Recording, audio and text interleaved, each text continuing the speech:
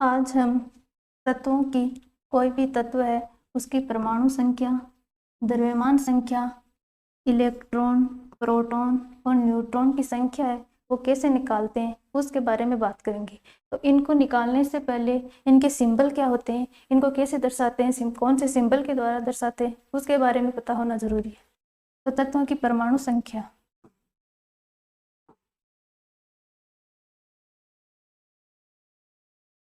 परमाणु संख्या है उसको जेड से दर्शाते हैं।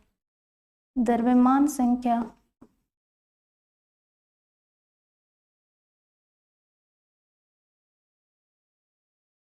द्रव्यमान संख्या को ए से दर्शाते हैं। इलेक्ट्रॉन को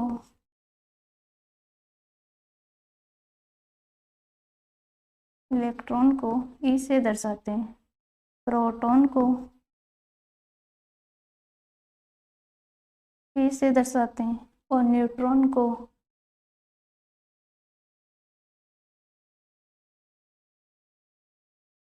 एन से दर्शाते हैं।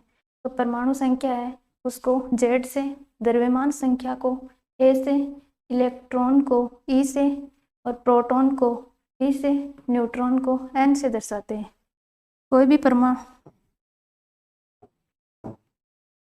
ये एक परमाणु है तो परमाणु के नाभिक में प्रोटॉन और न्यूट्रॉन प्रेजेंट होते हैं और इसके चारों ओर इलेक्ट्रॉन चक्कर लगाते हैं।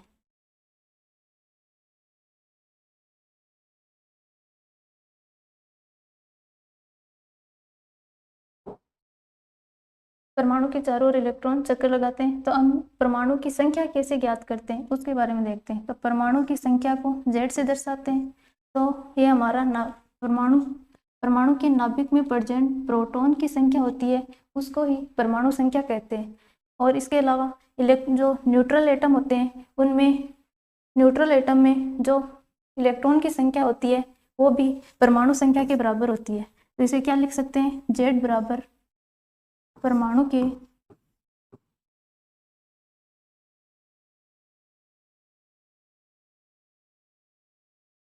के नाभिक में उपस्थित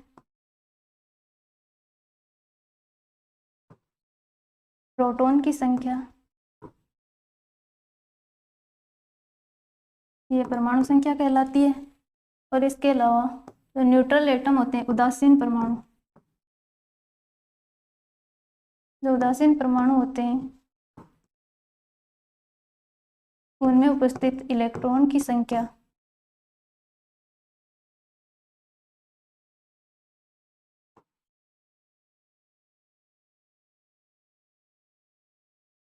वो भी परमाणु संख्या या परमाणु क्रमांक भी बोलते हैं, इसके बराबर होती है। तो जेड क्या हो गया कि परमाणु के नाभिक में उपस्थित प्रोटॉन की संख्या और न्यूट्रल एटम होते हैं उनमें उपस्थित इलेक्ट्रॉन की संख्या परमाणु संख्या कहलाती है। अब द्रव्यमान संख्या की बात करते हैं। द्रव्यमान संख्या को ए से दर्शाते हैं। द्रव्यमान संख्या, ये नाभिक है, ये परमाणु है, परमाणु के नाभिक में प्रेजेंट प्रोटॉन और न्यूट्रॉन का कुल योग, ये द्रव्यमान संख्या होता है। तो द्रव्यमान संख्या क्या हो जाएगी, प्रोटॉन की संख्या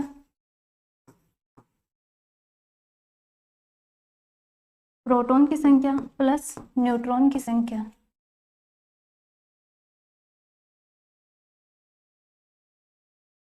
परमाणु द्रव्यमान संख्या ए है, द्रव्यमान संख्या ए, परमाणु प्रोटॉन की संख्या है, इसको परमाणु की संख्या कहते हैं। तो जेड प्लस न्यूट्रॉन की संख्या एन।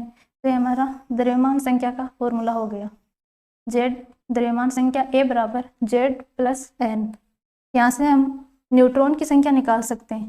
तो न्यूट्रॉन की संख्या क्या हो जाएगी, द्रव्यमान संख्या में से परमाणु की संख्या उसको घटा देंगे तो हमें न्यूट्रॉन की संख्या प्राप्त हो जाएगी, ए माइनस जेड। तो ये न्यूट्रॉन का फॉर्मूला प्राप्त हो गया।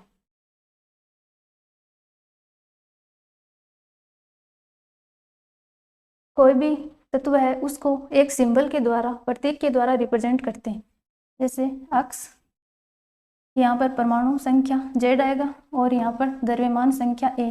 तो ये एक सिंबल है जिसमें किसी भी तत्व को रिप्रेजेंट किया जाता है। अब एग्जाम्पल के बारे में बात करते हैं।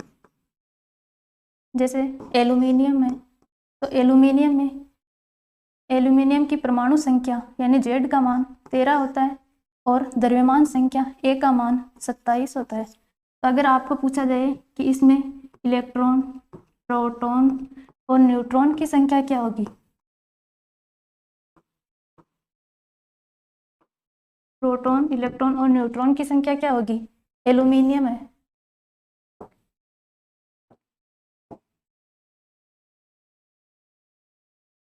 तो हमें Z का मान दे रखा है, परमाणु संख्या कितनी है, 13 दे क्या रखा, और एल्यूमिनियम की द्रव्यमान संख्या दे रखी है 27, A का मान दे रखा है 27। तो यहाँ से हम प्रोटॉन की संख्या कैसे ज्ञात करेंगे, तो प्रोटॉन की संख्या अभी देखा कि प्रोटॉन की संख्या है वही क्या है, प्रोटॉन की संख्या परमाणु संख्या के बराबर होती है, प्रोटॉन की संख्या है वो परमाणु संख्या के बराबर होती है। तो यहाँ पर प्रोटॉन परमाणु संख्या कितना दे रखा है, 13, तो प्रोटॉन की संख्या कितनी आ जाएगी, 13 ही आ जाएगी। इलेक्ट्रॉन की बात करें तो इलेक्ट्रॉन कितने होंगे, तो एल्यूमिनियम यहाँ पर न्यूट्रल एटम दे रखा है यानी इस पर कोई चार्ज नहीं है, इसलिए इलेक्ट्रॉन की संख्या है वो भी परमाणु संख्या के बराबर होगी। तो इलेक्ट्रॉन का मान कितना आ जाएगा, 13। और न्यूट्रॉन की संख्या पूछा है तो न्यूट्रॉन क्या आ जाएगा, न्यूट्रॉन का भी फॉर्मूला देखा था, द्रव्यमान संख्या में से परमाणु संख्या घटाते हैं तो न्यूट्रॉन प्राप्त होता है। तो द्रव्यमान संख्या कितनी दे रखी है, 27, 27 में से परमाणु संख्या 13 घटाएंगे तो न्यूट्रॉन की संख्या 14 आ जाएगी। तो ये आंसर एग्जाम्पल है। अगला एग्जाम्पल और देखते हैं। अगर आपको न्यूट्रॉन की संख्या 6 दे रखी हो, प्रोटॉन की संख्या 6 दे रखी हो, अगर आपसे पूछा जाए कि इसमें द्रव्यमान संख्या, इलेक्ट्रॉन और परमाणु संख्या का मान क्या होगा,